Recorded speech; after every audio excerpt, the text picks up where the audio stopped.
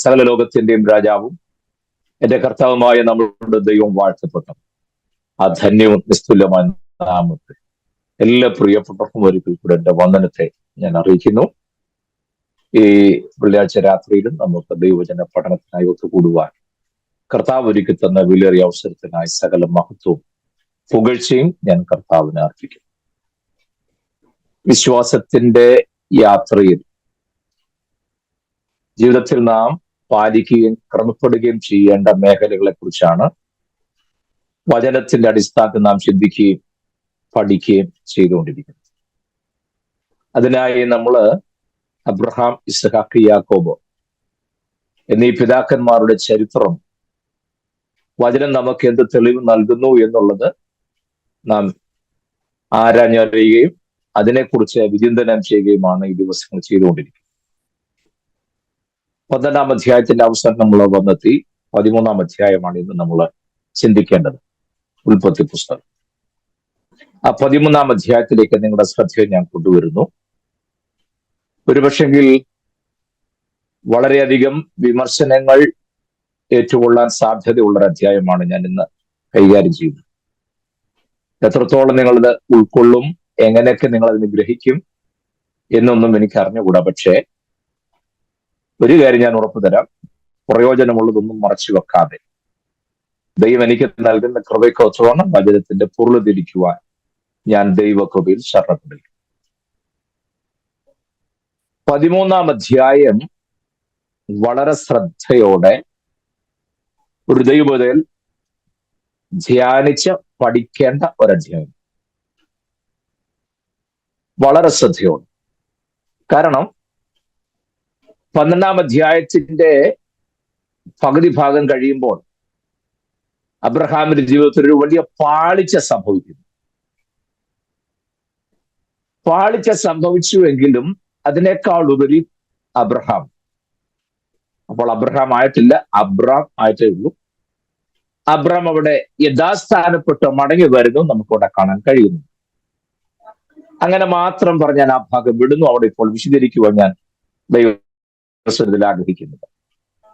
കാരണം നമുക്ക് 13-ാം അധ്യായമാണല്ലോ ചിന്തിക്കേണ്ടത്. അതുകൊണ്ടാണ് 18 വാക്യം മാത്രമുള്ള ഈ ചെറിയൊരു അധ്യായം നിങ്ങൾക്ക് നന്നായിട്ട് ഇതിലെ സംഭവങ്ങൾ അറിയാമെങ്കിലും ഒന്നുകൂടെ മനസ്സിരുത്തി ഒരു 2 പ്രാവശ്യമെങ്കിലും വായിക്കണം. ഒരു പ്രാവശ്യം വായിക്കുമ്പോൾ ഏറെക്കുറെ കാര്യം മനസ്സിലാകുമെങ്കിൽ ഒന്നുകൂടെ മനസ്സിരുത്തി കുറെ കൂടെ പറഞ്ഞ് ശ്രദ്ധയോടെ നിങ്ങളിത് വായിക്കണം. എന്നിട്ട് അതിൽ നിന്നും ദൈവം നമ്മോട് സംസാരിക്കുന്ന കാര്യത്തെ ഉൾക്കൊള്ളാൻ ശ്രമിക്കണം. നമ്മുടെ ക്ലാസ് ഒക്കെ ആരംഭിക്കുമ്പോൾ ആദ്യ നാളിൽ ഞാൻ നിങ്ങളുമായി പങ്കുവെച്ച ചിന്ത നിങ്ങളുടെ മനസ്സിൽ ഉണ്ടാകുമെന്ന് കരുതുന്നു. How to meditate the word of God. എങ്ങനെയാണ് ദൈവവചനം ധ്യാനിക്കേണ്ടത്? വചനം ധ്യാനിക്കുക എന്ന് പറഞ്ഞാൽ എന്താണ്, അതെങ്ങനെ ചെയ്യണം എന്നുള്ളത് നമ്മുടെ ക്ലാസ് ആരംഭിച്ച ആദ്യ നാളിൽ ഞാൻ നിങ്ങളുമായി പങ്കുവെച്ചിരുന്നു. നിങ്ങളത് ഓർക്കുന്നുണ്ടോ അതോ മറന്നു കളഞ്ഞു? എങ്ങനെയാണ് വചനം ധ്യാനിക്കേണ്ടത്? നമ്മൾ തിരുവഴുത്തിൽ ഒരു വേദഭാഗം വായിച്ചു കഴിയുമ്പോൾ, ഒരു വാക്യം വായിച്ചു കഴിയുമ്പോൾ, കുറെ പാരഗ്രാഫ് വായിച്ചിട്ടല്ല, ഒരു വാക്യം വായിച്ചിട്ട് ആദ്യം ചിന്തിക്കേണ്ടത് ഈ വാക്യത്തിൽ ദൈവത്തെ കുറിച്ച് എന്ത് പറയുന്നു, അതാണ് ചിന്തിക്കേണ്ടത്. 2, ഇതിനകത്ത് എന്തെങ്കിലും മുന്നറിയിപ്പുകളുണ്ടോ, വാർണിങ്സ് എന്തെങ്കിലും ഉണ്ടോ? ഇത് ഏതെങ്കിലും വിഷയത്തിലേക്ക് വിരൽ ചൂണ്ടുന്നോ, അത് നോക്കണം. ഇതിൽ ഏതെങ്കിലും കൽപ്പനയായിട്ടുണ്ടോ, അത് നോക്കണം. ഇതിനകത്ത് ഏതെങ്കിലും ഉപദേശമായി തരുന്നുണ്ടോ, അത് നോക്കണം. ഈ വാക്യത്തിൽ എന്നെക്കുറിച്ച്, ഈ വാക്യം വായിച്ച് എന്നെക്കുറിച്ച് എന്തെങ്കിലും പറയുന്നുണ്ടോ, അത് നോക്കണം. ഈ വാക്യത്തിന്റെ അടിസ്ഥാനത്തിൽ ഞാൻ ജീവിതത്തിൽ തിരുത്തേണ്ട എന്തെങ്കിലും കാര്യങ്ങളുണ്ടോ, അതും ശ്രദ്ധിക്കണം. ഇങ്ങനെയൊക്കെ ചെയ്യുന്നതിനാണ് വചനം ധ്യാനിക്കുക എന്ന് പറയുന്നത്. അല്ല ഒരു വാക്യം വെച്ച് ഇങ്ങനെ കണ്ണുടച്ച് ഇരിക്കുന്നതിനല്ല. മനസ്സിലാകുന്നുണ്ടോ? വചനം ധ്യാനിക്കുക എന്ന് പറഞ്ഞാൽ ഈ വാക്യത്തിൽ ദൈവത്തെ കുറിച്ച് എന്ത് പറയുന്നു, ഞാൻ പിൻപറ്റേണ്ട ഭാഗം എന്തുണ്ട്, ഈ വാക്യത്തിൽ എന്തെങ്കിലും മുന്നറിയിപ്പുകളുണ്ടോ, ഈ വാക്യത്തിൽ എന്തെങ്കിലും തിരുത്തൽ നൽകുന്നുണ്ടോ? ഈ കാര്യത്തിൽ എന്തെങ്കിലും കമാൻഡ് നൽകുന്നുണ്ടോ? ഈ വാക്യത്തിൽ ഞാൻ ജീവിതത്തിൽ പ്രാവർത്തികമാക്കേണ്ടതുണ്ടോ? എന്നിത്യാദി കാര്യങ്ങൾ ആരാഞ്ഞറിയുന്നതിനാണ് വചനം ധ്യാനിക്കുക എന്ന് പറയും. ഓക്കെ, ഞാൻ പറഞ്ഞു വന്നത് ഈ നിലയിൽ 13-ാം അധ്യായം നിങ്ങളൊന്ന് വായിച്ചു നോക്കും. ഈ വാക്യത്തിൽ ദൈവത്തെക്കുറിച്ച് എന്ത് പറയുന്നു? ഈ അധ്യായത്തിൽ 2, ഈ അധ്യായത്തിൽ അബ്രഹാമിനെ കുറിച്ച് എന്ത് പറയുന്നു? ഈ അധ്യായത്തിൽ എന്തെങ്കിലും മുന്നറിയിപ്പുകളുണ്ടോ? ഈ അധ്യായത്തിൽ എന്തെങ്കിലും തിരുത്തലുകളുണ്ടോ? ഈ അധ്യായത്തിൽ എന്നോട് എന്താണ് പറയുന്നത്? ഈ അധ്യായത്തിന്റെ അടിസ്ഥാനത്തിൽ ഞാൻ ജീവിതത്തിൽ വരുത്തേണ്ട മാറ്റങ്ങൾ എന്തൊക്കെയാണ്? ഈ വചനത്തിൽ ഏതെങ്കിലും വീഴ്ചകൾ ചൂണ്ടിക്കാണിക്കുന്നുണ്ടോ? ഉണ്ടെങ്കിൽ അതെന്താണ്? അതിനെ ഞാൻ എങ്ങനെ തരണം ചെയ്യണം? എന്നിത്യാദി കാര്യങ്ങളൊക്കെ ചിന്തിക്കുന്നതാണ് വചനം ധ്യാനിക്കുന്നത്. അപ്പോൾ ഈ 13-ാം അധ്യായം ഞാൻ ഈ പറഞ്ഞ റൂളെല്ലാം വെച്ച് നിങ്ങളത് വായിച്ചു നോക്കും. വളരെ അനുഗ്രഹിക്കപ്പെട്ട ഒരു അധ്യായമാണ് 13-ാം അധ്യായം. നിർഭാഗ്യവശാൽ അധികം പ്രസംഗം ഇരുന്നും തൊടാൻ മടിക്കുന്ന ഒരു അധ്യായം കൂടിയാണ് 13-ാമത്തെ അധ്യായം. വിശ്വാസത്തിലൊക്കെ ആണെന്ന് പറഞ്ഞാലും 13 എന്നുള്ള നമ്പർ അത്ര സുഖമുള്ള നമ്പറായിട്ട് നമുക്ക് ആർക്കും തോന്നുന്നില്ല. അല്ലെങ്കിലും 13 കൊള്ളത്തില്ലെന്നല്ല, അല്ലേ? ഏതെങ്കിലും ഹോട്ടലിൽ ചെന്നാൽ 13-ാം നമ്പർ റൂം കാണത്തില്ല. ഹോസ്പിറ്റലിലെ റൂം നോക്കിക്കോ, 13 നമ്പർ കാണത്തില്ല. കാരണം അത് ഒരു ശുഭമായിട്ടുള്ള നമ്പർ അല്ലെന്നാണ് ആളുകളുടെ ചിന്ത. നമുക്ക് കൃപയാൽ വചനത്തിൽ മാത്രം അങ്ങനെ ഒരു പ്രശ്നമില്ലാത്തതുകൊണ്ട് ഞാൻ ദൈവത്തെ സ്തുതിക്കുന്നു. പോട്ടെ, ഞാൻ അതിന്റെ മറ്റു കാര്യങ്ങൾ പറഞ്ഞു പോകാനായിട്ടല്ല. ഈ 13-ാം അധ്യായത്തിന്റെ പ്രതിപാദ്യ വിഷയം വളരെ ശ്രദ്ധയോടെ കരുതേണ്ട ഒരു അധ്യായം. വിരോധമില്ലെങ്കിൽ ആരെങ്കിലും ആദ്യത്തെ 6 വാക്യം ഒന്ന് വായിക്കാമോ? 13-ാം അധ്യായത്തിന്റെ 1 മുതൽ 6 വരെ. സാവധാനത്തിൽ അത് ധ്യാനിച്ചു പോ. അതിന് വേണ്ടിയിട്ട് ഇങ്ങനെ വായിച്ചോ. എല്ലാരും വായിച്ചോ. വാക്യമല്ലേ, വായിച്ചോ. നിർത്തിയപ്പോ എല്ലാരും നിർത്തി. ഇങ്ങനെ അബ്രാമും ഭാര്യയും അവനുള്ളതൊക്കെയും അവനോടുകൂടെ ലോത്തും മിസ്രൈമിൽ നിന്ന് പുറപ്പെട്ട് തെക്കേ ദേശത്ത് വന്നു.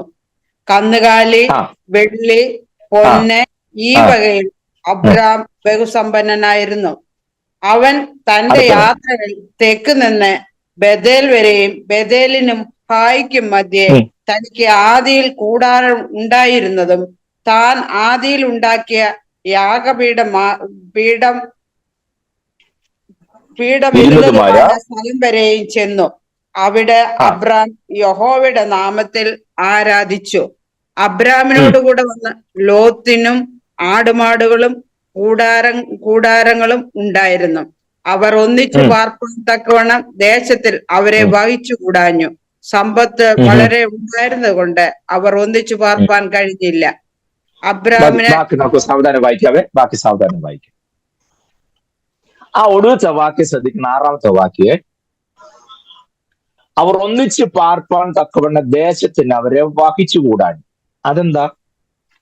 സമ്പത്ത് വളരെ ഉണ്ടായിരുന്നത് കൊണ്ട് അവർക്ക് ഒന്നിച്ചു പാർപ്പാൻ കഴിഞ്ഞില്ല. സോദരൻ, ഈ വിശുദ്ധ വേദപുസ്തകത്തിന്റെ അതിപ്രധാനമായ ഒരു സബ്ജക്റ്റാണ് ഫൈനാൻഷ്യൽ സ്റ്റുവാർഡ്ഷിപ്പ്.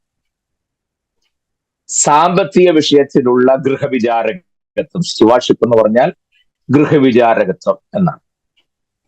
അപ്പോൾ ഈ സാമ്പത്തികം എങ്ങനെ കൈകാര്യം ചെയ്യണം എന്നുള്ളത് സംബന്ധിച്ച് വിശുദ്ധ തിരുവെഴുത്തിൽ വ്യക്തമായ ഡോക്ട്രിൻ ഉണ്ടെന്ന് പലപ്പോഴും നമുക്ക് അറിഞ്ഞുകൂടും. ഞാൻ എപ്പോഴും പറയാറുള്ളത് പോലെ വേദപുസ്തകത്തിലെ ഏതൊരു വാക്യം കാണുമ്പോൾ, അതിന്റെ അർത്ഥതലങ്ങൾ തേടുമ്പോൾ, ദയവായി ഇതിൽ കാണുന്ന അബ്രഹാമിന്റെ ജീവിത നിലവാരം എങ്ങനായിരുന്നു, അവരതിനെ എങ്ങനെ കണ്ടു, ഇതിൽ പറയുന്ന ഓരോ കാര്യം അവരെങ്ങനെയാണ് അർത്ഥമാക്കിയത്, അവരതിനെ ഏത് നിലയിൽ വിലയിരുത്തി, എങ്ങനെ അതിനെ യൂട്ടിലൈസ് ചെയ്തു എന്നൊക്കെ ഉള്ളൊരു റിസർച്ച് മൈൻഡോടുകൂടെ മാത്രമേ ദൈവവചനത്തിലോട്ട് നിങ്ങൾ സമീപിക്കാൻ പാടുള്ളൂ. നിങ്ങൾ തെറ്റിദ്ധരിക്കുകയും ചെയ്യരുത്. ഞാൻ പറയുന്ന അർത്ഥത്തിൽ നിങ്ങൾ ഉൾക്കൊള്ളാം. അങ്ങനെ അതിന്റെ അർത്ഥം അറിയുമ്പോഴാണ് ഓരോ വിഷയത്തിലും വിശുദ്ധ തിരുവെഴുത്ത് എന്താണ് അർത്ഥമാക്കുന്നത് എന്ന് നമുക്കറിയാൻ പറ്റും. മനസ്സിലാവുന്നോട് ഞാൻ വിശ്വസിക്കും.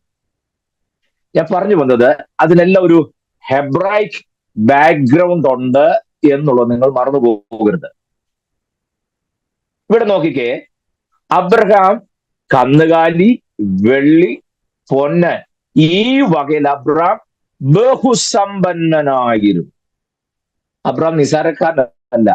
നിങ്ങള് ഈ 14-ാം അധ്യായത്തിലേക്ക് വരുമ്പോൾ അബ്രഹാമിന്റെ വീട്ടിൽ ദാസന്മാർ തന്നെ 318 പേരുണ്ട്. അഭ്യാസികൾ, ദാസിദാസന്മാരെ കൂടാതെ 318 പേര്, ദാസിദാസന്മാരെ കൂടാതെ അവരും കൂടെ ചേർത്തപ്പോൾ ആദ്യം അബ്രഹാമിന്റെ വീട്ടിൽ എത്ര പേര് കാണും? ഇനിയിപ്പം നമ്മുടെ വീട്ടിൽ ആകെ 2 പേരേ ഉള്ളൂ. എന്നിട്ട് 9 ആകുമ്പോഴേ നമുക്ക് ബ്രേക്ക്ഫാസ്റ്റ് കിട്ടുന്നു. മിക്സി ഉണ്ട്, ഗ്രൈൻഡർ ഉണ്ട്. ദോശയും ഇഡലിയൊന്നും പണ്ടത്തെ പോലെ അരയ്ക്കാൻ വേണ്ട. അത് ദോശമാവായിട്ട് ലുലുന്ന് കിട്ടും, അല്ലേ? ഇഡലി മാവായിട്ടും കിട്ടും. ലുലു പിന്നെ അത് വേണ്ട, ഇഡലിയായിട്ടും അപ്പമായിട്ടും പാക്ക് ചെയ്ത് കിട്ടുന്നുണ്ട്, ഇല്ലേ?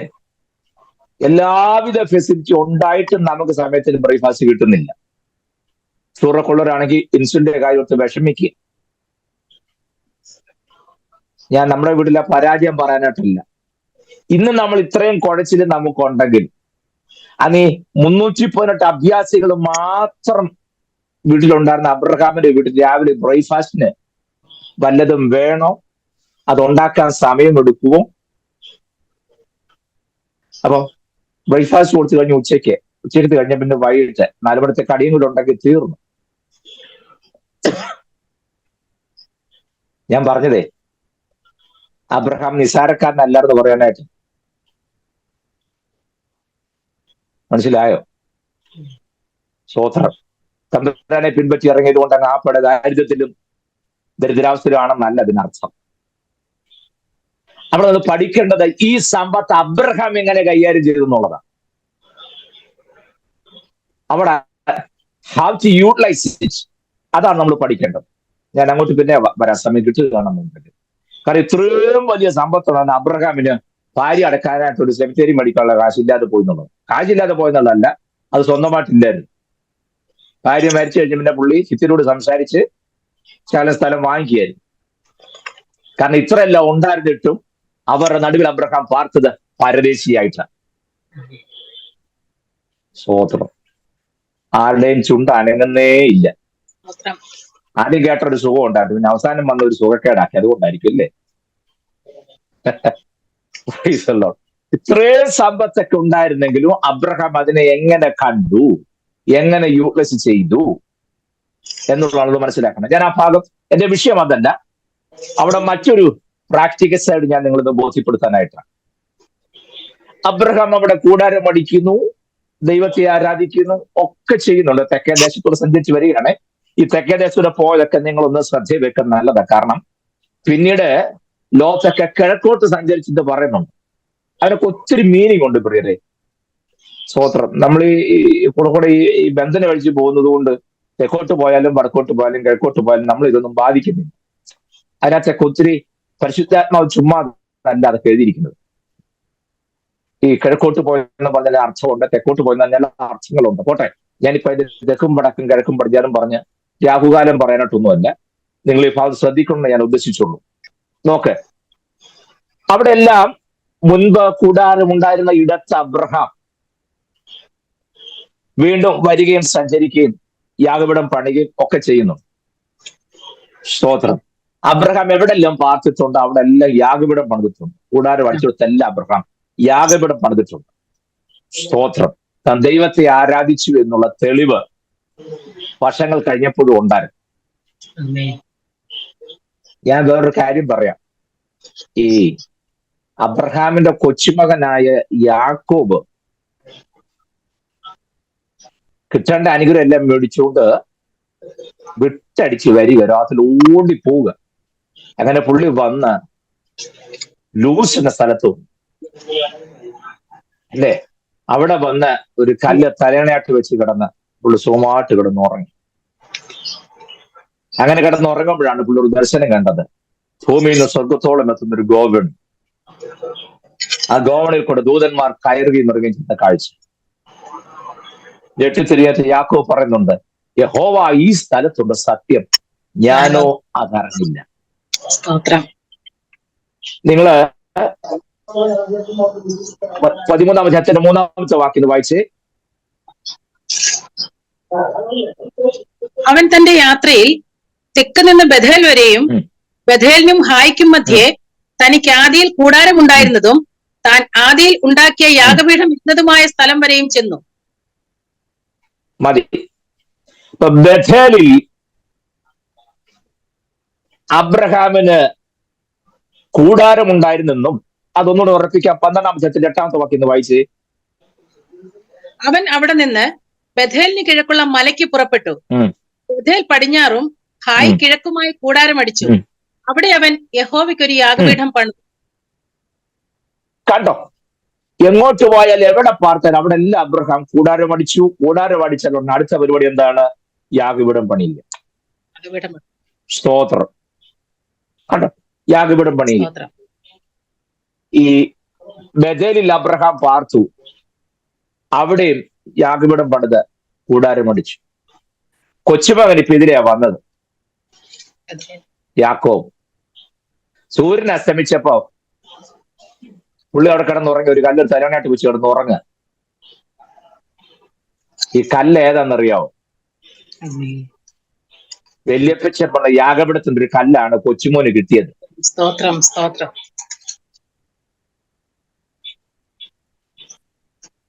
ഞാൻ ആ പടം 3-4 പേരെ വീഡിയോ ഓൺ ചെയ്തിട്ടുള്ളൂ. എന്നാലും ഉള്ളവരുടെ മുഖം ഒന്ന് കാണാൻ വേണ്ടി നിർത്തിയ. മനസ്സിലായോ? വല്യപ്പച്ചൻ പറഞ്ഞ യാഗപീഠത്തിന്റെ കല്ലാണ് കൊച്ചുമകന് ജീവിതത്തിൽ താങ്ങായി നിലനിന്നത്. ഷേപ്പും കാര്യങ്ങളൊന്നും ഇല്ലെങ്കിലും ഇതൊരു ഓർഡിനറി കല്ലല്ലായിരുന്നു. യാഗപീഠം പണിത കല്ല് അടിച്ചു വരച്ച് റെഡിയാക്കാൻ പറ്റുകയല്ല. പാടില്ല. വളരെ ശ്രമകരമായി യാഗപീഠം പണി എന്ന് പറഞ്ഞു. ഇതിപ്പോ നമ്മൾ വീടിന് തറ കെട്ടുന്നത് പോലെ മേശരി കല്ലൊക്കെ അടിച്ച് ഷേപ്പ് വരുത്തി. നോനോ, പറ്റുകയല്ലത്. ഉദ്ദേശിക്കുന്നില്ല, യാഗപീഠം പണി നടക്കുകയല്ല. ഇപ്പൊ പിന്നെ റൈറ്റിനോ എന്ന് പറഞ്ഞ ഉടനെ പീഠം പണിതു. അതൊക്കെ അവിടെ പണിയാന്നുള്ളതാണ്. ദൈവസ്ഥനിലെ പീഠമൊന്നും അങ്ങനത്തെ പണി നടക്കുകയല്ല. സ്തോത്രം. കാൽമുട്ടിന്റെ മേലോട്ട് പോകാൻ പാടില്ല. അതിനൊക്കെ അർത്ഥങ്ങളും കാര്യങ്ങളും വ്യവസ്ഥകളും ഉണ്ട് പലതാണ്. അതൊക്കെ അവിടെ നിൽക്കട്ടെ. സ്തോത്രം. ഞാൻ പറഞ്ഞത് ആ കല്ലാണ് യാക്കോബിന് കിട്ടിയതും ആ കല്ലും ദൈവവുമായിട്ട് ബന്ധം ഉണ്ടായിരുന്നു. അല്ലെങ്കിൽ ആ കല്ലിന് എന്താണ് പ്രാധാന്യമൊക്കെ നിങ്ങൾ ചിന്തിക്കുകയും ധ്യാനിക്കുകയും ചെയ്ത് അവൻ നമ്മുടെ ടോപ്പിക് അതല്ലല്ലോ. എന്നെ വിഷയം നോക്കണേ. ഇവിടെ ഇപ്പൊ ഒരു വലിയൊരു പ്രശ്നം ഉണ്ടായിരിക്കുന്നത് അറിയാമോ? അബ്രഹാമിന്റെ ദാസന്മാരും ലോത്തിന്റെ ദാസന്മാരും തമ്മിലൊരു ഡിസ്പ്യൂട്ട്. എന്താ പ്രശ്നം? 4-ാമത്തെ വാക്യം. അവിടെ അബ്രഹാം യഹോവയുടെ നാമത്തിൽ ആരാധിച്ചു. അബ്രഹാമിനോട് കൂടെ വന്ന ലോത്തിനും ആടുമാടുകളും കൂടാരങ്ങളും ഉണ്ടായിരുന്നു. അപ്പൊ കൂടെ വന്ന കക്ഷിക്കുണ്ട് ഒരു ചെറിയ സഭാഹോളും കുറച്ചു പേരും. നോക്കണേ. പക്ഷെ ഇപ്പൊ പ്രശ്നം എന്നറിയാമോ?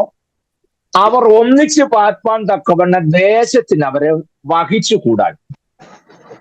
അതല്ല, അടുത്ത വാക്യത്തിൽ സമ്പത്ത് വളരെ ഉണ്ടായിരുന്നത് കൊണ്ട് അവർക്ക് ഒന്നിച്ച് പാർപ്പാൻ കഴിഞ്ഞില്ല. ഞാൻ എത്ര ആലോചിച്ചിട്ട് ഈ വാക്കിന്റെ അർത്ഥം എനിക്ക് മനസ്സിലാകുന്നില്ല. മുമ്പ് കഞ്ഞി കുടിക്കാൻ മാർഗമില്ലായിരുന്നപ്പോ എല്ലാവർക്കും ഒരുമിച്ച് താമസിക്കായിരുന്നു. സാധാരണ അവരുടെ ഗതിയില്ലാത്തപ്പോഴേ എല്ലാം കൂടെ വന്നു കയറി എന്നാ ചെയ്യും? ആ പട ഗതികേടിനകത്താണെങ്കിൽ ഓക്കെ, എടാ അവരും കൂടെ ഉള്ളപ്പോ എന്തോ ചെയ്യും, ഗതികേടായി പോയി, എങ്ങനെ കഞ്ഞി കുടിച്ച് പോകാനാ എന്നൊരു ചിന്ത വന്നു. ശരിയല്ലേ? കൊണ്ട് അപ്പം മകളെ കെട്ടിച്ചു വിട്ട വീട്ടിൽ മകളുടെ ക്ഷേമാനം അറിയാൻ ചെന്നപ്പോഴത്തേക്കിനും മരുമോൻ പറഞ്ഞു, വെച്ചാ അരി വായ്പ മേടിച്ചതെന്ന് ഓർക്കണം, വയർ നിറച്ച് കഞ്ഞി കുടിച്ചോണെന്നു. ആ അപ്പന്റെ അവസ്ഥ ഒന്ന് ആലോചിച്ച് നോക്കി. അപ്പൻ മകളെ കാണാൻ വേണ്ടി ചെന്നപ്പോഴത്തേനും മരുമോൻ അപ്പനോട് പറയാ കഴിക്കാൻ നേരത്ത്, അച്ഛാ അരി വായ്പ മേടിച്ചാണെന്ന് ഓർക്കണ്ട, വയർ നിറച്ച് കഴിച്ചോണോ.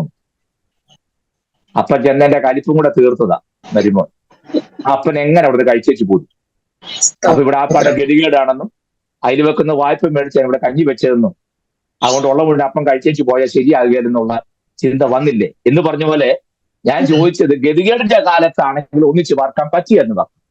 ഇവിടെ പറയുകയാണെ സമ്പത്ത് വർദ്ധിച്ചത് കൊണ്ട് അവർക്ക് വളരെ ഉണ്ടായിരുന്നത് കൊണ്ട് അവർക്ക് ഒന്നിച്ച് പാർക്കാൻ കഴിഞ്ഞില്ല.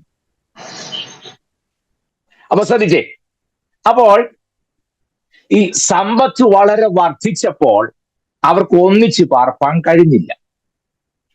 ഞാനിതാ പറഞ്ഞത്, ഈ സാമ്പത്തികം ഇല്ലാതെ ഒരു കാര്യം നടക്കത്തില്ല നമുക്ക്. സമ്പത്ത് it is very important, finance is very important, അതിന്റെ ബിബ്ലിക്കൽ പെർസ്പെക്റ്റീവ് ഒക്കെ ഞാൻ അംഗീകരിക്കുന്ന കൂട്ടത്തിലാണ്. പക്ഷെ ഒരു കാര്യം ശ്രദ്ധിക്കണം, ഇത് എവിടെല്ലാം കൂടിയിട്ടുണ്ടോ അവിടെ എല്ലാം പ്രശ്നം ഉണ്ടായി. സ്വോത്രം.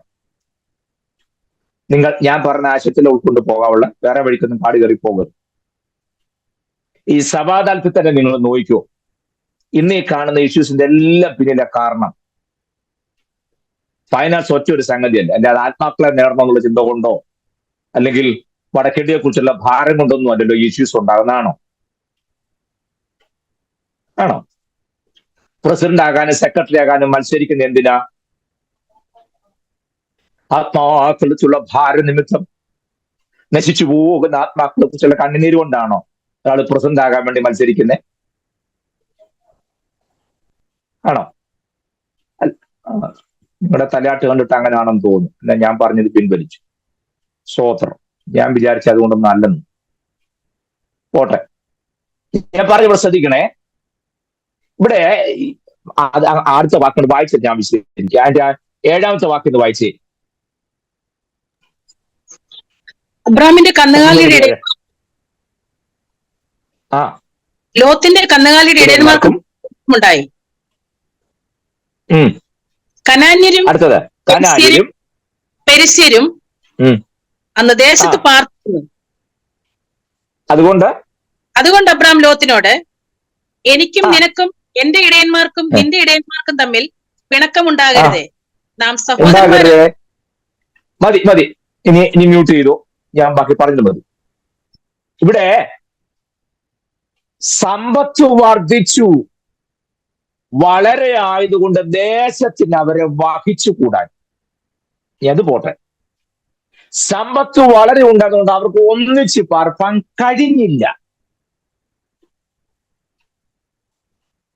ഞാനിത് വാസ്തവത്തിൽ നിന്ന് കുഴഞ്ഞു നിൽക്കുക. കാരണം ഈ വാക്യം ഞാൻ വ്യാഖ്യാനിച്ചു കഴിഞ്ഞാൽ അല്ലെങ്കിൽ അതിന്റെ കുറെ കൂടെ വിശദീകരണം തന്നു കഴിഞ്ഞാൽ ആകെപ്പാടത് ബുദ്ധിമുട്ടാകും.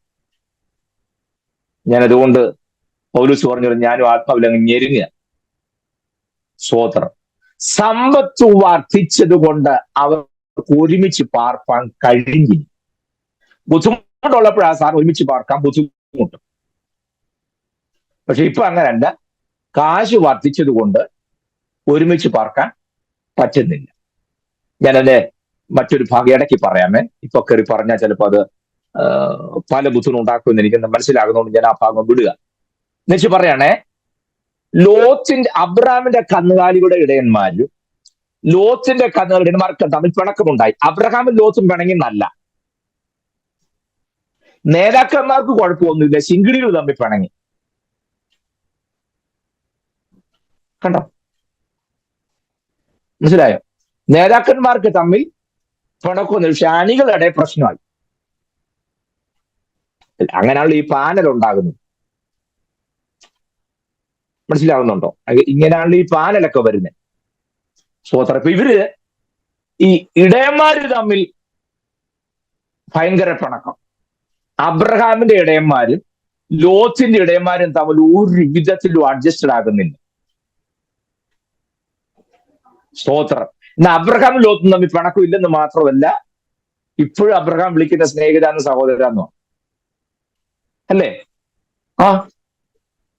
ഇവിടെയൊക്കെ നിങ്ങൾ അബ്രഹാമിനെ വളരെ പഠിക്കണേ, വളരെ പഠിക്കണം. അബ്രഹാമിന്റെ ആറ്റിറ്റ്യൂഡ് എങ്ങനെയാ നിങ്ങൾ പഠിക്കണം. സ്തോത്രം. ദൈവ ശബ്ദം കേട്ട, ദൈവിക ദർശനം പ്രാപിച്ചിറങ്ങിവന്ന അബ്രഹാം ഈ വിഷയത്തിലൊക്കെ എങ്ങനെ ഡീല് ചെയ്യുന്നു എന്നുള്ളത് നിങ്ങൾ വചനാസനം വളരെ ശ്രദ്ധിക്കണം. ഇവിടെ പറയാണ്, അബ്രഹാമിന്റെ കന്നുകാലിടയന്മാരും ലോത്തിന്റെ കന്നുകാലിടയന്മാരും തമ്മിൽ പിണക്കമുണ്ടായി. പക്ഷെ അതിനവിടെ ശ്രദ്ധിക്കേണ്ട കാര്യം, കനാനിലെ പെരിസ്യരുമാണ് ദേശത്ത് പാർത്തിരുന്നു. അണികൾ തമ്മിൽ അങ്ങോട്ടൊരു ഇഷ്യൂ ഉണ്ടാകുമ്പോൾ അതിനോട് ചേർന്ന് തന്നെ പരിശുദ്ധാത്മാവ് വിട്ടുപോകാതെ എഴുതി കനാന്യരും ഫെരിസിലും എന്ന ദേശത്ത് പാർത്തിരുന്നു. അതിനെന്നാ കുഴപ്പം? അടുത്ത വാക്യത്തിലുണ്ട് അത്. അതുകൊണ്ട് അബ്രാം ലോത്തിനോട്, എനിക്കും നിനക്കും എന്റെ ഇടയന്മാർക്കും നിന്റെ ഇടയന്മാർക്കും തമ്മിൽ പിണക്കമുണ്ടാകരുതേ, നാം സഹോദരന്മാരല്ലോ. അബ്രാം പറഞ്ഞു കേട്ടോ, എന്റെ ഇടയന്മാരും നിന്റെ കന്നുകളുടെ ഇടയന്മാരും തമ്മിലും നമ്മൾ തമ്മിലും ദാസന്മാർ തമ്മിൽ പിണക്കമുണ്ടാകരുത്, നാം തമ്മിൽ സഹോദരന്മാരല്ലോ. സ്വോത്രം. പാപ്പനാണോ കൊച്ചുമോനാണോ ഒന്നും അവിടെ വിഷയമല്ല. അബ്രാം പറയാ, നമ്മൾ സഹോദരങ്ങളല്ലേ, നമ്മുടെ ഇടയിൽ ഒരു പിണക്കം ഒരു കാരണവശാലും ഉണ്ടാകരുത്. എന്നിട്ട് കാര്യം പറയാണേ, ദേശമല്ല നിന്റെ മുമ്പാകെ ഇല്ലയോ എന്നെ വിട്ടു പിരിഞ്ഞാൽ. അബ്രഹാം പറയാണ് നമ്മുടെ ഇടയിൽ പിണക്കം ഉണ്ടാകരുത്, കാരണം കനാന്യരും ഫെരിസ്യരും ദേശത്ത് പാർക്കുന്നു. അബ്രഹാം ലോത്തിനോട് പറയും, നിങ്ങൾ എന്തോ പണിയെ കാണിക്കുന്നേ, എന്തിനു വേണ്ടിയാണ് നിങ്ങൾ വഴക്കുണ്ടാക്കുന്നത്? ഈ ദേശത്തിന്റെ കുറച്ചുകൂടെ നിങ്ങൾക്ക് വേണോ? എടുത്തു. നിന്റെ ഇടയന്മാർക്ക് എന്താ പ്രശ്നം? നീ ആ കാര്യം പറ. നമ്മുടെ എന്തിനൊരു പിണക്കം ഉണ്ടാകുന്നത്? അത് കാണുന്ന കനാന്യരും ഫെരിസ്യരും ഇവിടെ ഇല്ലേ? അവര് കണ്ടാൽ എന്തു പറയും? കണ്ടോ, അബ്രഹാം പറയടാ, ഈ കനാന്യരും ഫെരിസ്യരൊക്കെ നമ്മളെ വീക്ഷിക്കുന്നില്ല, അവര് കണ്ടാൽ എന്തോ പറയും. അത് നാണക്കേടല്ലേ? അതുകൊണ്ട് നമുക്കൊരു ഇഷ്യൂ ഉണ്ടാകരുത്, പിണക്കം ഉണ്ടാകരുത്. അബ്രഹാം തീർത്തു പറയുക. ഞാൻ ഓർക്ക ഈ വാക്യമൊക്കെ ഇന്നത്തെ ഈ പെന്തക്കോസ്ത് ലീഡേഴ്സ് ഒന്ന് വായിച്ചതെങ്കിൽ എത്ര നന്നായിരുന്നേനെ. സ്തോത്രം. ഈ പ്രാവശ്യം പാർലമെന്റ് ഇലക്ഷൻ നടന്നപ്പോൾ ഓരോ ഏരിയയിലും എത്രത്തോളം പോലീസുകാർ വന്നിറങ്ങിയോ അതിന്റെ 4 ഇരട്ടി പോലീസ് പടയും പട്ടാളവുമാണ് സഭാ ഇലക്ഷൻ അന്ന്. സ്തോത്രം. 4 ഇരട്ടി പോലീസുകാർ. നമ്മുടെ പാർലമെന്റ് ഇലക്ഷനിൽ തന്നെ 4 പോലീസുകാരില്ല. പെന്തക്കോസ്ത് സഭയുടെ ആസ്ഥാനങ്ങളിൽ സഭാനേതൃത്വത്തിന്റെ തെരഞ്ഞെടുപ്പിന്റെ അന്ന് ഞാൻ അനുഭവസ്ഥനം കണ്ടിട്ടുള്ളതും കേട്ടിട്ടുള്ളതും കൊണ്ട് നേരിട്ട് പറയാം. മനസ്സിലായോ? ഇവരൊക്കെ ചിന്തിക്കണ്ടേ, കനാന്യരും ഫെരിസ്യരും നമ്മുടെ ദേശത്ത് പാർക്കുന്നുണ്ട്, അവരൊക്കെ ഇത് കണ്ടാൽ മോശമാണെന്നുള്ളൊരു തിരിച്ചറിവ് ഞാൻ ദൈവമക്കളോട് പറയാം.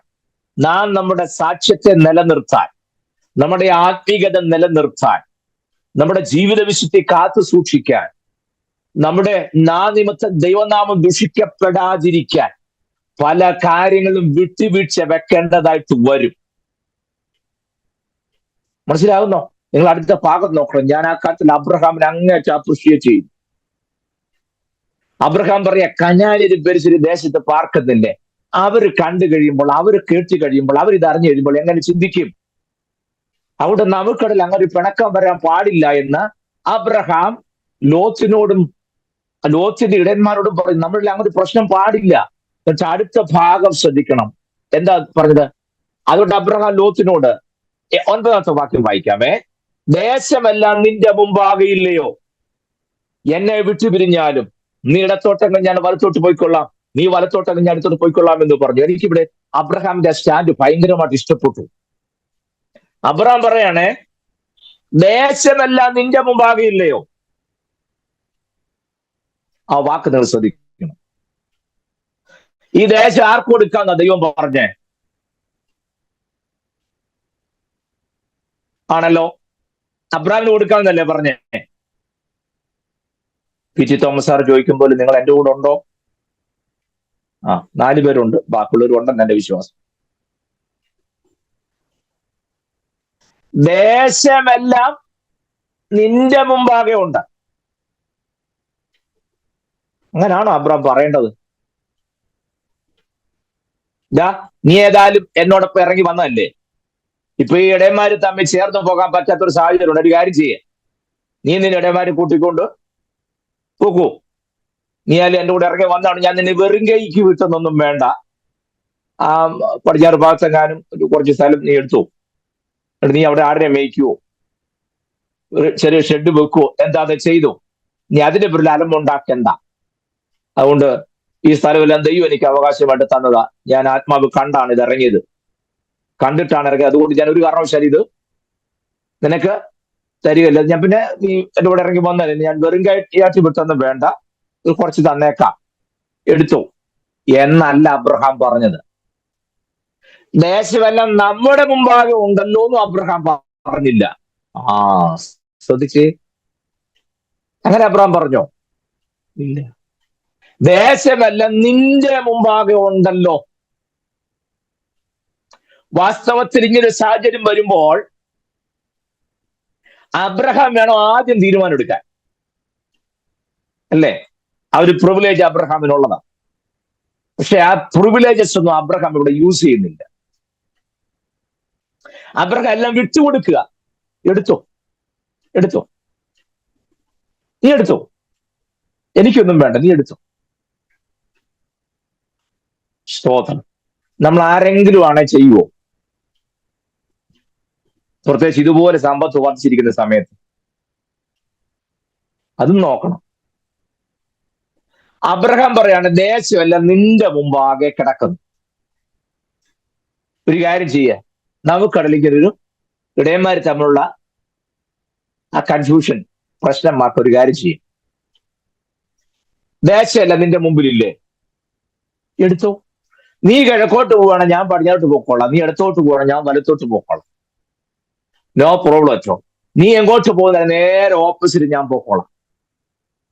പക്ഷെ ഒരു കാര്യം, നമുക്കിടെ വഴക്കും ബഹളമൊന്നും ഉണ്ടാക്കാൻ പാടില്ല. നാം സഹോദരന്മാരല്ലോ, കനാനിലും പെരിസലും ദേശത്ത് പാർക്കുന്നുണ്ട്. സ്തോത്രം. അവിടെ ആ വാക്ക് നിങ്ങൾ വായിച്ചു നോക്കണേ. അവിടെ പറയാ, ഞാൻ വലത്തോട്ട് പോയിക്കൊള്ളാം, നീ വലത്തോട്ടേക്ക്, ഞാൻ എടുത്തോട്ട് പോയിക്കൊള്ളാം എന്ന് പറഞ്ഞു. അപ്പോൾ ലോത്ത് നോക്കി, 10-ാം വാക്ക്. എന്നിട്ട് എന്താ കണ്ടത്? യോർദാനിലുള്ള പ്രദേശമൊക്കെയും നീരോട്ടമുള്ളതെന്ന് കണ്ടു.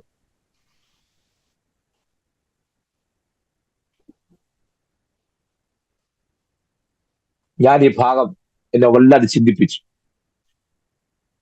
ഞാൻ ചോദിക്കട്ടെ, ഈ അബ്രഹാമിന്റെ ഇടയന്മാരും ലോത്തിന്റെ ഇടയന്മാരും തമ്മിൽ പ്രശ്നമുണ്ടായപ്പോൾ അബ്രഹാമിന് സഹിച്ചില്ല എന്ന് മാത്രമല്ല, പിണങ്ങിയിരിക്കാൻ പറ്റിയില്ല. സ്തോത്രം. അന്നേരം ഒരു പരിഹാരം വരുത്തി. അബ്രഹാമിന് ഉറങ്ങാൻ പറ്റുന്നില്ല.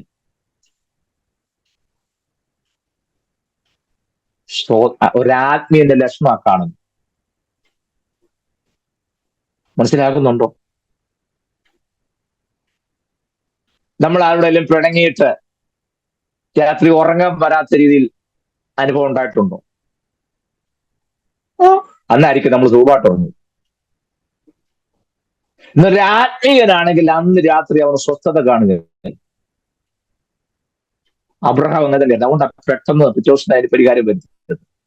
നാം സഹോദരന്മാരല്ലേ. സ്തോത്രം.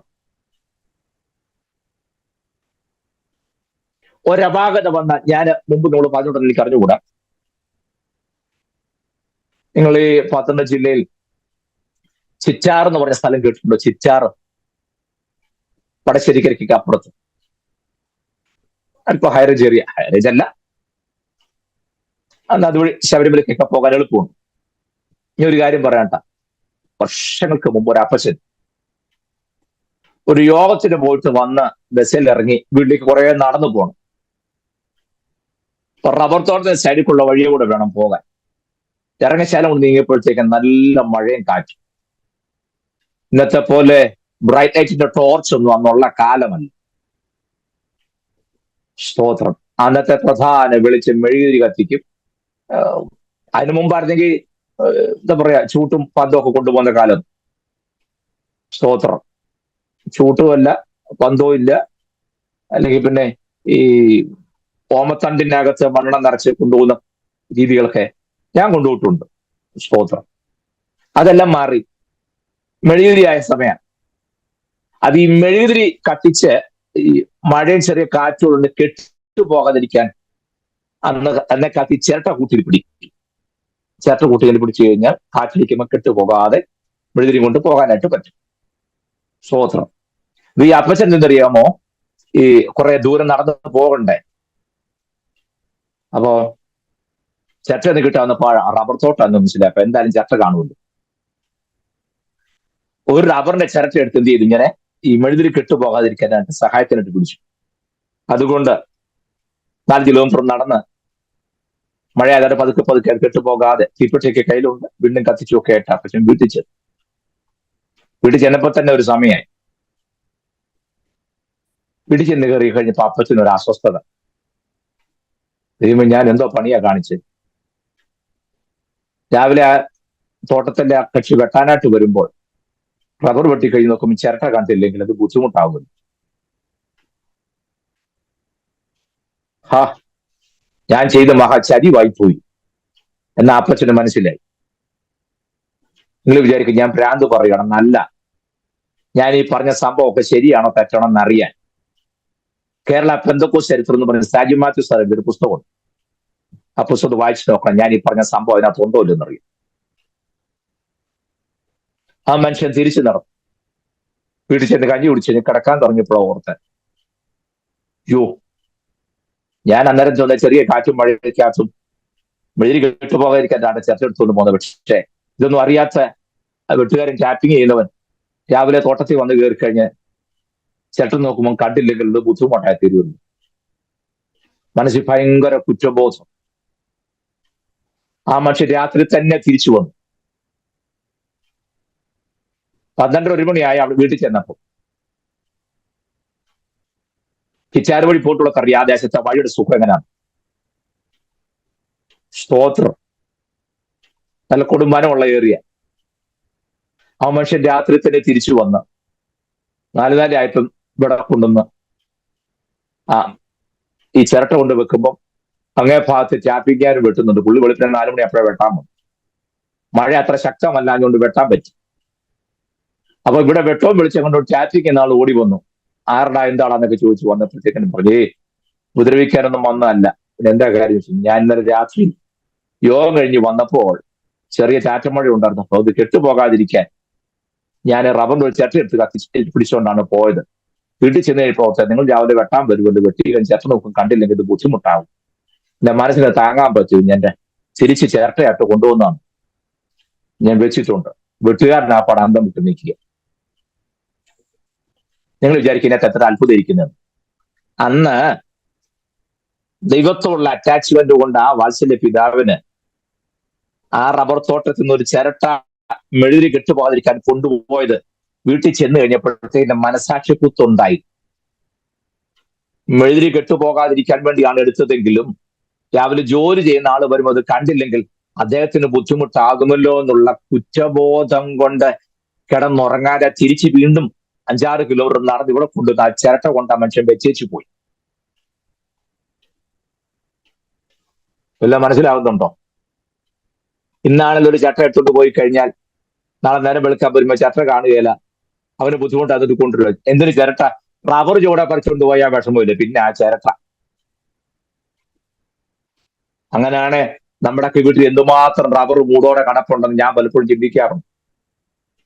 ചിരട്ട പോട്ടെ. സ്തോത്രം. ഒരാത്മീയന്റെ ലക്ഷണം എങ്ങനെയാന്ന് പിടി കിട്ടിയോ? നിങ്ങൾക്ക് വല്ലതും മനസ്സിലായോ? ഇതായിരുന്നു ആദ്യകാല പെന്തക്കോസ്ത്. സ്തോത്രം. മനസ്സിലായോ? അതിരിങ്കൽ എന്ന് പറഞ്ഞ സ്ഥലത്ത് ഒരു അപ്പച്ചൻ ചെയ്തത് ഞാൻ പലപ്പോഴും ഓർക്കാറുണ്ട്. അതൊക്കെ ഞാൻ ഈ പറഞ്ഞ പുസ്തകത്തിനകത്തുണ്ട്. അപ്പച്ചൻ നല്ല കാലത്ത് മുറുക്കുമൊക്കെ ചെയ്യാതെ, പക്ഷെ അതെല്ലാം ഉപേക്ഷിച്ച് രക്ഷിക്കപ്പെട്ട് കുറേ വർഷങ്ങളായി. അപ്പച്ചന്റെ പറമ്പിൽ പണിക്കാരെ ജോലിയൊക്കെ ചെയ്യുമ്പോൾ അവർക്ക് വിശ്രമിക്കാൻ ഒരു ചെറിയ കുടുകുപോലെ ഉണ്ടാക്കിയിട്ടുണ്ട്. ഒരു ദിവസം പണിക്കാരില്ലാത്ത സമയത്ത് ഈ ചെറിയ ഷെഡിനകത്ത് കയറി ഉടമസ്ഥനെ അപ്പച്ചൻ നോക്കിയപ്പോ ഏതാണ്ട് ഒരു സാധനം അവിടെ ഇരിക്കുന്ന ഒരു പൊതിക്കെട്ട് പോയി. അപ്പച്ചൻ അഴിച്ചു നോക്കിയപ്പം സംശയം തോന്നി. എടുത്തുനിന്ന് മണത്ത് നോക്കിയപ്പോ അപ്പച്ചന് മനസ്സിലായി പുകയിലയാണ്. സ്തോത്രം. നിങ്ങൾക്കറിയാം സംഭവിച്ചത് എന്നാണ്? പുകയില മണത്തു, അത് പുകയില എന്ന് മനസ്സിലായി. ആ മനുഷ്യൻ വീട്ടിൽ വന്നു. സന്ധ്യയ്ക്ക് ഭാര്യ ചോറിന് പ്രാർത്ഥിക്കാൻ വിളിച്ചിട്ട് മുറി തുറക്കുന്നില്ല. മുറിക്കകത്തുനിന്ന് കരച്ചിൽ ഏങ്ങടി മാത്രം കേട്ടു. കഥ തുറന്ന് അകത്ത് ചെന്നപ്പോഴത്തേനും പറഞ്ഞു, എനിക്ക് ഫുഡ് വേണ്ട, ഭക്ഷണം വേണ്ട, ഞാൻ കഴിക്കുന്നില്ല, എനിക്ക് ദൈവസനിൽ ചേച്ചി പറഞ്ഞ് പ്രാർത്ഥിക്കാനുണ്ടെന്ന്. പിന്നെ ഭാര്യ അത്ര ഗൗരവാക്കാതെ കണ്ട് ശരി പ്രാർത്ഥിച്ചോളാം പറഞ്ഞു. രാത്രി പ്രാർത്ഥന നിർത്തുന്നില്ല. 11 മണിയായി, 12 മണിയായിട്ട് അപ്പച്ചന്റെ കരച്ചിൽ നിൽക്കുന്നില്ല. നിങ്ങൾ വിശ്വസിക്കല്ലായിരിക്കും, 3 ദിവസം ആ വീട്ടിനകത്തിരുന്ന അപ്പച്ചൻ കരയുക. അവസാനം അപ്പച്ചന്റെ മക്കൾ പുള്ളിക്കാരന്റെ അനിയന്മാരെ വിളിച്ചു, പുല്ലാട്ടുന്നും പത്തനംതിട്ട കുമ്പഴെന്നും ഒക്കെ അനിയന്മാരെ വിളിച്ചുകൊണ്ട് വന്നു. അവരെല്ലാവരുടെ വന്ന് പറഞ്ഞു, അച്ഛൻ എന്തോ കാണിക്കുക, എന്താ കാര്യം പറയാൻ പറഞ്ഞു. ഞാൻ ദൈവത്തോട് പാപം ചെയ്തു പോയി. എന്ത് പാപം, എന്താ കാര്യം പറ. ഞാൻ നമ്മുടെ ആ ഷെഡിനകത്ത് അത് കയറി നോക്കിയപ്പോ ഒരു പൊതിക്കെട്ട് കണ്ട്, എന്നാന്ന് അറിയാൻ പോയി ഞാൻ നോക്കിയതാ. കണ്ടപ്പോ എനിക്ക് പെട്ടെന്ന് മനസ്സിലായില്ല, അരിഞ്ഞു വെച്ചത് കാരണം. പുകയില നീളത്തിൽ എന്നെ കണ്ടറിയേ, ചെറുതായിട്ട് അരിഞ്ഞു വെച്ചത് കാരണം പുകയിലാണെന്ന് എനിക്ക് മനസ്സിലായില്ല. ഞാൻ ഒരു കാരണവശാലും എന്റെ ഈ കൈ കൊണ്ട് വചനം തൊടുന്ന കർത്താവിന്റെ തിരുമേശ എടുക്കുന്ന ഈ കരങ്ങൾ കൊണ്ട് ഈ ഒരു കാരണവശാലും ഇത് തൊടുകയല്ലെന്ന് ഞാൻ ദൈവത്തോട് ഉടമ്പടി ചെയ്തതാ. പക്ഷെ പറയാ, ഈ കൈ കൊണ്ട് ഇനി ഞാൻ തൊടുകയെന്ന് ഉടമ്പടി ചെയ്ത ഞാൻ അത് ചെന്നെടുത്തു. അതിനെന്താ, അറിഞ്ഞോണ്ടല്ലോ, അറിഞ്ഞോണ്ടല്ലേ എന്റെ കൈ ചെന്നെടുത്തേ. അപ്പച്ചൻ പറയാ, അതെങ്ങനെയാണ് അറിയാതെ പറ്റുന്നത്? എടുത്തത് മാത്രമാണ്. ഞാൻ മണത്ത് നോക്കിയപ്പോ അതിന്റെ സുഗന്ധം എന്റെ അകത്ത് വന്നില്ലേ. അയ്യോ, ഞാൻ ദൈവത്തോട് പാപം ചെയ്തു പോയി. 3 ദിവസം നിർത്താതെ കരഞ്ഞെന്ന അപ്പച്ചൻ. ഇത് പുകയില വിഴുങ്ങിട്ട് കരയുന്നില്ല, പിന്നെ ആ മണത്താൻ. മനസ്സിലായോ? സ്തോത്രം. ദൈവമായുള്ള ബന്ധത്തിന് ഉലച്ചിൽ തട്ടുന്നത് എന്തെങ്കിലും വന്നാൽ ഒരു ഭക്തന്റെ ഉള്ളു വിങ്ങുന്നത് ഇങ്ങനെയാ. മനസ്സിലാകുന്നുണ്ടോ ഞാൻ പറഞ്ഞത്? ദൈവമായിട്ടുള്ള വ്യക്തിബന്ധത്തിന് ഉലച്ചിൽ തട്ടുന്നത് എന്തെങ്കിലും വന്നാൽ അവൻ അന്ന് ഉറങ്ങാൻ പറ്റുകയില്ല. അവന്റെ ജീവിതം മുഴുവനും അസ്വസ്ഥമായിരിക്കും. Praise the Lord. ഇത് തന്നെയാണ് ഇവിടെ അബ്രഹാം ചെയ്തത്. അബ്രഹാമിന്റെ സാക്ഷ്യം നഷ്ടപ്പെട്ടു പോകാതിരിക്കാൻ, ദൈവമായുള്ള ബന്ധം നഷ്ടപ്പെട്ടു പോകാതിരിക്കാൻ, ദൈവത്തുള്ള അറ്റാച്ച്മെന്റ് കുറഞ്ഞു പോകാതിരിക്കാൻ ലോത്തിനോട് പറയാണ്, ദേശമെല്ലാം നിന്റെ മുമ്പിൽ ഇരിക്കുന്നു, നീ എടുത്തു. അബ്രഹാം പറയാ, പ്രിയ സഹോദരൻ ലോത്തേ, നമ്മൾ ഇത്രയും നാൾ ഒരുമിച്ചൊക്കെ ആയിരുന്നു. ഞാൻ ഒരു കാര്യം പറയാം, നിനക്കിതിനെ കുറിച്ച് ഒന്നും അറിഞ്ഞുകൂടാ. എനിക്ക് ഒന്നല്ല പല തവണ ദൈവിക ദർശനം ഉണ്ടായി. ഞാൻ മെസപ്പൊട്ടോമിലായിരുന്നപ്പോൾ ദൈവം എനിക്ക് പ്രത്യക്ഷനായി. നിനക്കത് ഉണ്ടായിട്ടില്ല. ഹാരാന് പുറപ്പെടുന്നതിന് മുമ്പ് വീണ്ടും ദൈവം എനിക്ക് പ്രത്യക്ഷനായി. 12-ാം അധ്യായത്തിൽ 7-ാം വാക്യത്തിൽ ചേരുമ്പോൾ യഹോവ അബ്രാമിന് വീണ്ടും പ്രത്യക്ഷനായി. ഇങ്ങനെ ഒന്നല്ല പല തവണ ദൈവം പ്രത്യക്ഷനായി എന്നോട് സംസാരിച്ചതനുസരിച്ച് ഞാൻ ഈ കാര്യങ്ങൾ കണ്ടും കേട്ടും ആത്മാവ് ഗ്രഹിച്ചൊക്കെ ഇരിക്കുന്നതിനാൽ ഇങ്ങനെ വല്ല അബ്രഹാം പറഞ്ഞു. നമ്മളെങ്ങാനും ആയിരിക്കണം, ഒരു സ്വപ്നം കണ്ടാൽ നമ്മുടെ പ്ലാൻ മാറും. പിന്നെ ദൈവപ്രത്യക്ഷത ഉണ്ടായി. അബ്രഹാം ഈ എക്സ്പീരിയൻസും തന്റെ എന്താ പറയാ സീനിയോറിറ്റിയും ഒന്നും പറയുന്നില്ല. ഒറ്റ കാര്യം പറഞ്ഞുള്ളൂ, ദേശമെല്ലാം നിന്റെ മുമ്പിലിരിക്കും, നീ എടുത്തോ. ഇവിടെ നിങ്ങൾ മനസ്സിലാക്കേണ്ടത്, ഇത് ആർക്ക് അവകാശപ്പെട്ടതാ? ഈ ദേശമെല്ലാം കൊടുക്കാന്ന് പറഞ്ഞ അബ്രഹാമിനോടല്ലേ? അല്ലേ? ഇത് ദൈവം എനിക്ക് വാഗ്ദത്തമായിട്ട് തന്നതാണ്, എങ്കിലും ഞാനൊരു ചെറിയ മനസാക്ഷി കാണിക്കുന്നതാണ് എന്ന് വല്ലതും ലോത്തിനോട് അബ്രഹാം പറഞ്ഞോ? ഇല്ല.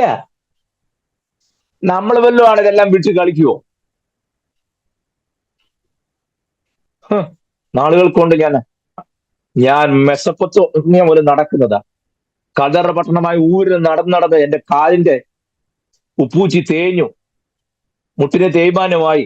അങ്ങനെ നടന്ന് കഷ്ടപ്പെട്ടും ദൈവശബ്ദം കേട്ട് ഞാൻ പ്രാപിച്ചും ഞാൻ ദൈവത്തോട് ചോദിച്ചും മേടിച്ച ദേശമാണെന്ന് വല്ലതും അബ്രഹാം സീനിയോറിറ്റി വല്ലതും പറഞ്ഞോ? ഇല്ല. അബ്രഹാം പറയാ, ദേശമെല്ലാം നിന്റെ മുമ്പിൽ ഇരിക്കുന്നു, നീ എടുത്തോ. കണ്ട, നീ എടുത്തോ. അവിടെ ഒരു പ്രശ്നം സോൾവ് ആകാൻ അബ്രാം ചെയ്യുന്ന മനോഭാവം കൊണ്ട് നീ എടുത്തു, വിട്ടുകൊടുക്കുക, പ്രിവിലേജസ് ഒക്കെ വിട്ടുകൊടുക്കുക. അതുകൊണ്ട് ഒരു ആത്മീയന്റെ ലക്ഷണം. നീ എടുത്തു. എന്നിട്ട് എന്താ പറഞ്ഞത്? അപ്പോൾ ലോത്ത് നോക്കി. കണ്ടോ, എല്ലാം എടുത്തു, നീ പോകുന്നതിന് ഓപ്പോസിറ്റ് ഞാൻ പൊക്കോളാം എന്ന് പറഞ്ഞപ്പോൾ അന്നേരം അബ്രഹാം ഒന്ന് നോക്കി. ഒരു നോട്ടം, ഒരു ഒന്നൊന്നര നോട്ടമായിരുന്നു. ആ 10-ാം വാക്കിൽ പറയുന്നുണ്ട്, യോർദാൻ അരികെയുള്ള പ്രദേശമൊക്കെയും നീരോട്ടമുള്ളതെന്ന് കണ്ടു. ആഹാ, യോർദാൻ അരികെയുള്ള പ്രദേശമൊക്കെ എങ്ങനെയാണ്? നീരോട്ടമുള്ളതാണ്. അത് മാത്രമാണോ? നീരോട്ടമുള്ളത് മാത്രമല്ല, യഹോവ സോദോമിനെയും ഗൊമോരയെയും നശിപ്പിച്ചതിന് മുമ്പേ അത് യഹോവയുടെ തോട്ടം പോലെയും സോവർ വരെ മിസ്രൈം ദേശം പോലെയുമായിരുന്നു. ആ ദേശത്തിന്റെ ജിയോഗ്രഫിക്കൽ സ്ട്രക്ചർ പറഞ്ഞ് നിങ്ങൾ ശ്രദ്ധിച്ച് 10-ാം വാക്യത്തിൽ, അപ്പോൾ ലോത്ത് നോക്കി, യോർദാൻ അരികെയുള്ള പ്രദേശമൊക്കെയും നീരോട്ടമുള്ളതെന്ന് കണ്ടു. യഹോവ സോദോമിനെ ഗൊമോരയെ നശിപ്പിച്ചതിന് മുമ്പേ അത് യഹോവയുടെ തോട്ടം പോലെയും സോവർ വരെ മിസ്രൈം ദേശം പോലെയായിരുന്നു. ഞാൻ അതിന്റെ വിശദീകരണത്തിന്റെ തരാം. 11-ാം വാക്യത്തിലേക്ക് ഒന്ന് പറഞ്ഞേ. ഒരു 5-6 മിനിറ്റ് കൂടെ ഉണ്ടല്ലോ. 11-ാം വാക്യം, ലോത്ത് യോർദാൻ അരികെയുള്ള പ്രദേശമൊക്കെയും തെരഞ്ഞെടുത്തു. യോർദാൻ അരികെയുള്ള, കാരണം നീരോട്ടമുള്ളതാണ്, കൊള്ളാമെന്ന് പിടികിട്ടി. സ്തോത്രം.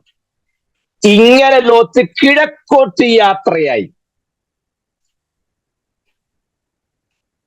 13-ാം വാക്യം, ഇങ്ങനെ അബ്രാമും ഭാര്യ അവളുള്ളതൊക്കെയും അവളുടെ ലോത്തും മിസ്രൈമിൽ നിന്ന് പുറപ്പെട്ട് തെക്കേ ദേശത്ത് വന്നു. അതവിടെ നിൽക്കട്ടെ. 11-ാം വാക്യത്തിൽ, ലോത്ത് യോർദാൻ അരികെയുള്ള പ്രദേശമൊക്കെയും തെരഞ്ഞെടുത്തു.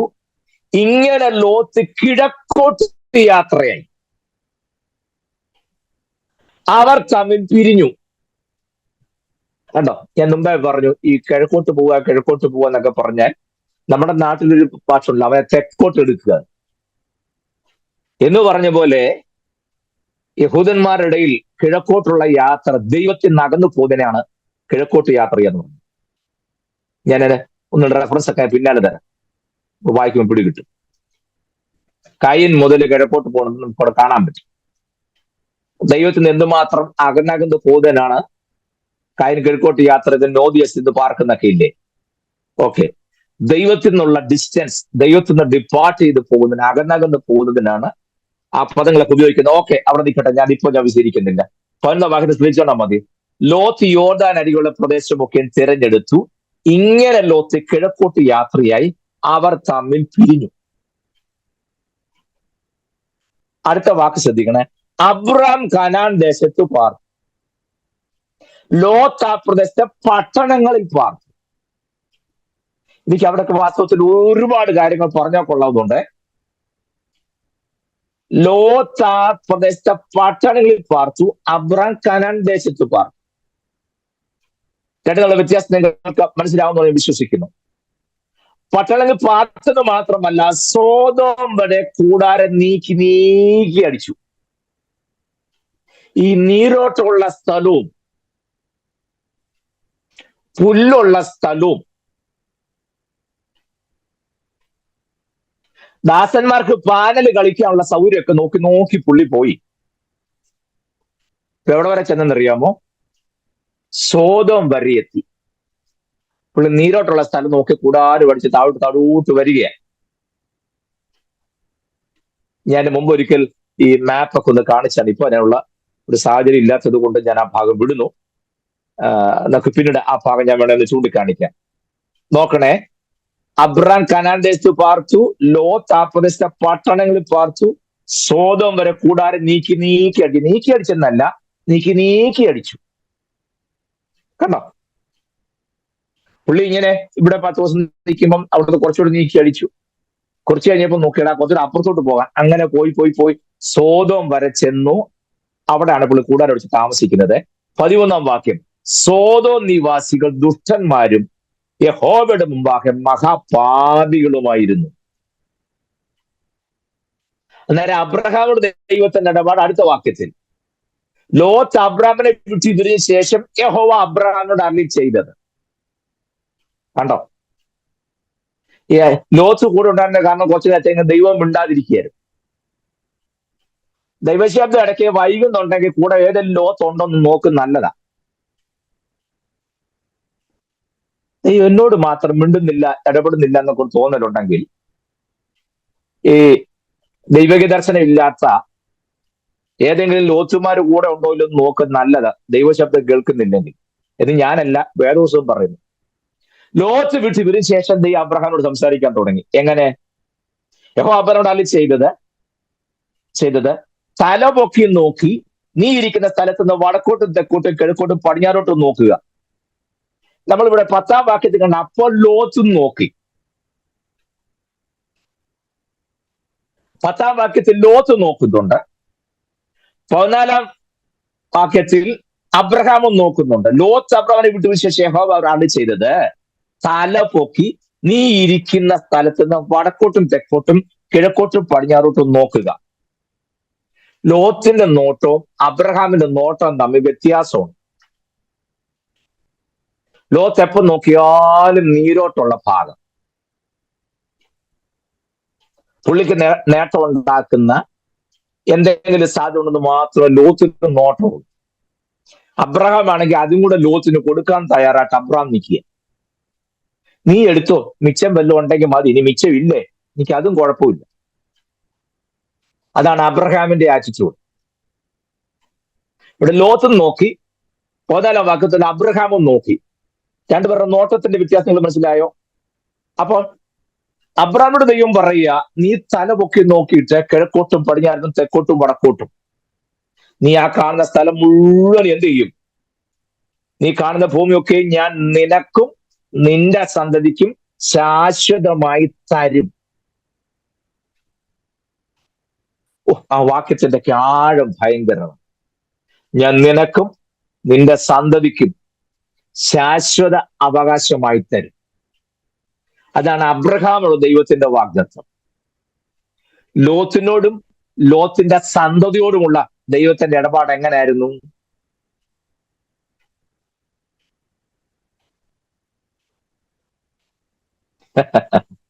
മനസ്സിലാകുന്നുണ്ടോ? ലോത്ത് തന്റെ മക്കളോട് ഈ സോദോം ഗൊമോറ നശിക്കാൻ പോവുക, ജീവരക്ഷയ്ക്കായി ഓടിപ്പൊക്കോളാൻ പറഞ്ഞപ്പോ ലോത്തിന്റെ പിള്ളേരെന്താ പറഞ്ഞേ? അപ്പൻ ജോക്കടിക്കുക, കളി പറയാം, അല്ലേ? അങ്ങനല്ലേ പറഞ്ഞേ? ലോത്തും ലോത്തിന്റെ തലമുറയും പാകത്ത ദേശം തമ്പുരാൻ സ്വർഗത്തിന് തീ ഇറക്കി നശിപ്പിക്കാൻ പ്ലാൻ ചെയ്യുമ്പോൾ ദൈവിക ദർശനത്തിന് വേണ്ടി കനാന്റെ ദർശനം കിട്ടി നിൽക്കുന്ന അബ്രഹാമിനോട് പറയുകയാണ്, ഞാൻ ഈ ദേശം തീ കൊണ്ട് നശിപ്പിക്കുമെന്നല്ല, ഈ ദേശം ഞാൻ നിനക്കും നിന്റെ സന്തതിക്കും അവകാശമായി തരുമെന്നല്ല, ശാശ്വത അവകാശമായി തരും. നിങ്ങൾക്ക് ഞാൻ ഈ പറഞ്ഞതിന്റെ ഗൗരവം എല്ലാം പിടി കിട്ടുന്നുണ്ടോ? സമയത്തിന് പോവുകയും ചെയ്യും. എന്നർത്ഥം അബ്രഹാമിനോട് നീ പാർക്കുന്ന സ്ഥലം നിനക്ക് നിന്റെ സന്തതിക്ക് ശാശ്വത അവകാശമായി തരുമെന്ന് പറഞ്ഞപ്പോൾ അതെങ്ങനെയാണെന്നും കൂടെ ദൈവം പറയുന്നുണ്ട്, അല്ലേ? 14-ാം വാക്യം അവസാനിക്കുമ്പോൾ നീ കാണുന്ന ഭൂമിയൊക്കെ ഞാൻ നിനക്ക് നിന്റെ സന്തതിക്ക് ശാശ്വതമായി തരും. ഞാൻ നിന്റെ സന്തതിയെ ഭൂമിയിലെ പൊടി പോലെയാക്കും. ഭൂമിയിലെ പൊടി എണ്ണുവാൻ കഴിയുമെങ്കിൽ നിന്റെ സന്തതിയും എണ്ണ. നീ പുറപ്പെട്ട് ദേശത്ത് നെടുകയും കുറുകയും സഞ്ചരിക്കുക, ഞാൻ അത് നിനക്ക് തരും. അപ്പോൾ അബ്രഹാം കൂടാരം നീക്കി ഹെബ്രോനിൽ മമ്രയുടെ തോപ്പിൽ വന്നു പാർത്തു. അവിടെ യഹോവയ്ക്ക് ഒരു യാഗപീഠം പണിതു. അത് കേട്ട ഉടനെ തന്നെ മുള്ളുവേലിക്കാരെ വിളിച്ച് അതിലെല്ലാം കമ്പിവേലി ഇടുന്ന കാര്യം ചെയ്യാൻ പോയെന്നല്ല. ഞാൻ ഈ കണ്ട സ്ഥലത്തിൽ ഇനി വേറെ ആരും കയറാതിരിക്കാൻ ഇപ്പൊ തന്നെ അതിന് അതിരിട്ട് വേർതിരിച്ചേക്കാന്നും പറഞ്ഞ അബ്രഹാം കല്ലെടുക്കാൻ പോയെന്നല്ല. അബ്രഹാം കല്ലെടുത്തു, പക്ഷെ അത് അതിരുകല്ലിടാനായിട്ടല്ല, യാഗപീഠം പണിയാനായിട്ടാണ്. മനസ്സിലാകുന്നുണ്ടോ ഞാൻ പറഞ്ഞത്? സ്തോത്രം.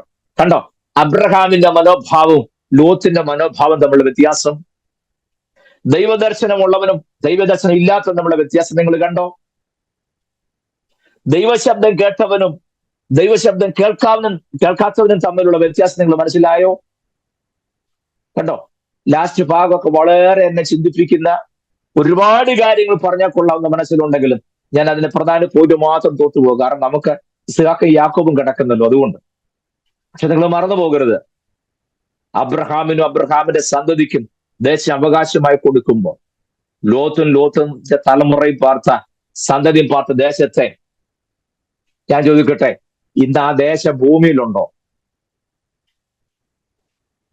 സോദോം ഗൊമോറ ഉയരത്തിൽ തീയിറങ്ങിയ തമ്പുരാൻ നശിപ്പിച്ചില്ലേ? നിങ്ങൾക്ക് വല്ലതും പിടി കിട്ടുന്നുണ്ടോ?